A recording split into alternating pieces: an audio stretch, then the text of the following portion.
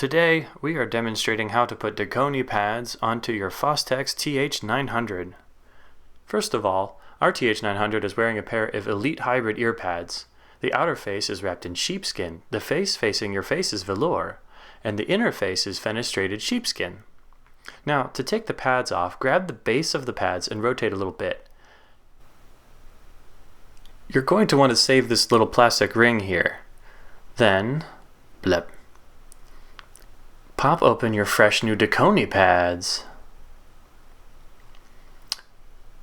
Ah! Alright, slip the ring under the sheepskin rim, work it around, and then, like a boss.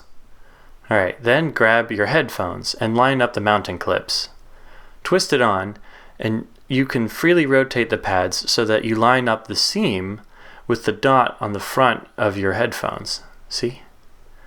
Then you want to check your orientation with the logo. And ta-da! Ready to rock!